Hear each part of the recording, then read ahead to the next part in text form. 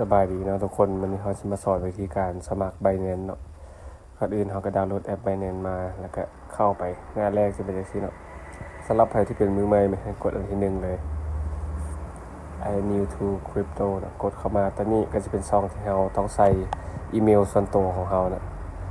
เราก็มีแต่ใส่อีเมลที่เขาใช้เป็นประจำอยู่เนาะเพราะว่าเพิ่นจะได้ส่งรหัสยั่งยืนตัวตนให้ก็มีแต่กดเบิ่งการสเปลดีๆหรือว่าการพิมพ์ดีๆว่าถูกต้องหมดหรือบ่เพราะกรณีมันผิดเนาะมันก็จะบ่ส่งรหัสยั่งยืนตัวตนให้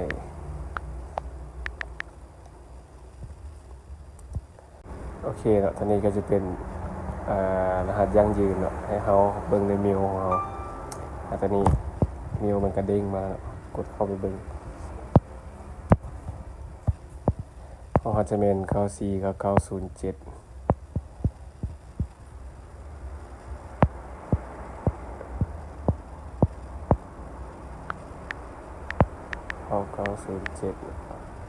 ฉะนั้นก็สร้างรหัสเนาะรหัส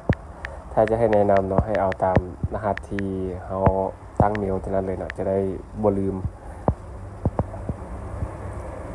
โอเคถือว่าเสร็จสิ้นเนาะซึ่งตอนนี้ก็ผ่านไปแล้วในส่วนต่อไปเนาะก็จะมีการยั่งยืนตัวตนหรือใช้เอกสารประกอบก็จะมีบัตรประจำตัวที่1ที่2พาสปอร์ตและที่3ก็ใบขับขี่เฮาสิเลือกเป็นใบขับขี่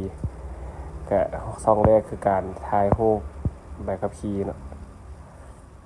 กด continue ตัวนี้ช่องที่2จะคือการอัปโหลดรูปภาพถ้าสะดวกแบบใดก็ใช้แบบนั้นได้เลยตอนนี้เฮาสิเป็นแบบถ่ายสดเนาะตอนนี้ก็สิเป็นหลีกเลี่ยงบ่ให้มีการสะท้อนของแสงเนาะแล้วก็ให้อยู่ในระยะที่ก็จะตั้งไว้ผ่านแล้วก็ปินทางด้านหลังเนาะเพื่อสแกนอีกเทื่อนึงหลังจากที่สแกนตัวนี้ผ่านแล้วเนาะก็จะมีการเรียกว่าสแกนหน้าเนาะ liveness check อันนี้เขาก็มีแต่สแกนหน้าตามที่มันบอกแจ้งขึ้นมาโอเคเนาะตอนนี้ถือว่าเพิ่นปรับใหม่ไวหลายเนาะเพราะว่าตัวเก่านี่มันค่อนข้างด่วนคล้ายๆกับ BCL1 หลังจากที่ตัวนี้แล้วเนาะก็จะมีข้อมูลที่เราต้องกรอกซึ่งข้อมูลตัวนี้นี่เป็นเฮาแนะนำเนาะคือเฮาต้องใส่ข้อมูลที่ตรงตามเอกสารที่เฮาใช้ประกอบเนาะยกตัวอย่างคือเฮาใช้บัตรประจำตัวบ่หรือว่าพาสปอร์ตตัวนี้เฮาก็ต้องเบิ่งดีๆเนาะ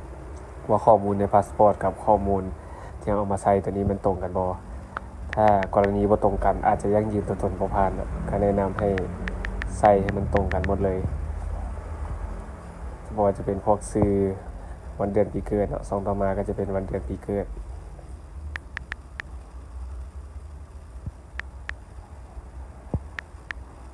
โอเคเนาะตัว residential address ตัวนี้นี่มัน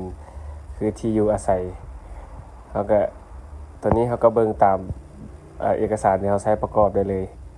หรือของเฮาก็สิเป็นสถานที่ที่เฮาอยู่ปัจจุบันนี้ก็ได้แต่ว่าเฮาแนะนำก็เอาตามเอกสารที่ใช้ประกอบเนาะจะดีที่สุดส่วน postal code นี่แม่นให้ไปเอาใน Google เนาะก็ง่ายๆเลยคือเฮาเข้าไปในGoogle ก็ได้เนาะตอนนี้เฮาใช้ Safari postal code ลาวเนี่ยตอนนี้มันก็สิเด้งขึ้นมากดเข้าไปก็เบิ่งว่าเมืองหรือแขวงของเฮาเป็นตัวใดเนาะของเฮาก็เป็นจันทบุรีเวียงเทียนก็จะเป็นตัวทั้งหน้าสุด01000เอาก็ตัวนั้นมาพิมพ์ใส่เนาะโอเคหลังจากนั้นตัวซิตี้นี่ก็คือเมืองเนาะเฮาสิใส่เป็นเมืองที่เฮาอยู่ตามเอกสารเลยก็ได้เนาะก็จะดีคือกัน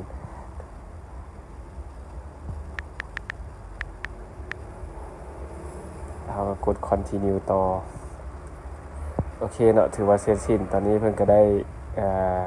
กำลังตรวจสอบเนาะว่ายั่งยืนตัวตนผ่านบ่ในกรณีผ่านแล้วเนาะก็เข้าไปเปลี่ยนเป็น Binance Pro จะอยู่หน้านี้ลงสุดเลย